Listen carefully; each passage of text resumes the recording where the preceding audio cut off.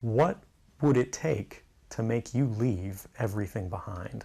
Fleeing to Hong Kong, Edward Snowden's left behind a reported $200,000 job, a girlfriend and Hawaii lifestyle to live for now as a fugitive whistleblower. Because he says he's horrified at the surveillance state being created in America. I'm no different from anybody else. I don't have special skills.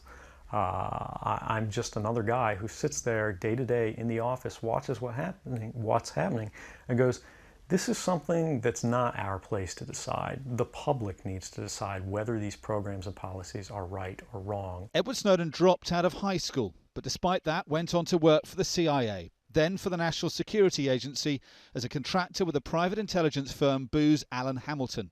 He seems acutely aware of the risks he's taken in making his disclosures. You can't come forward against the world's most powerful intelligence agencies and be completely free from risk, because they're such powerful adversaries that no one can meaningfully oppose them. The National Security Agency is one of America's most secretive and best resourced, building this $2 billion, million square foot data processing center in the Utah desert. But intelligence heads insist they're not spying on Americans. Former NSA officials say Snowden needs to be brought to justice. If he did what he says he did, and it's borne out by a court, then quite frankly the penalty should be somewhat severe, and I can see him spending at least 10, maybe 20 years in jail. WikiLeaks founder Julian Assange leapt on the bandwagon, giving interviews from his refuge in the Ecuadorian embassy. He says whatever happens to Edward Snowden, he can live with himself, believing he's done the right thing. Every day that you live your principles is the best day of your life. I mean, every day where you're not living your principles is a waste.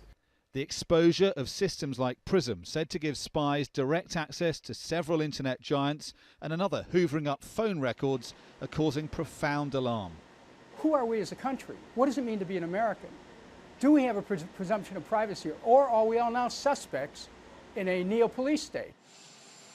Barack Obama says he welcomes the debate about privacy and security. The signs are, though, his administration will be doing all it can to pursue the man who started it. Dominic Waghorn, Sky News, Washington.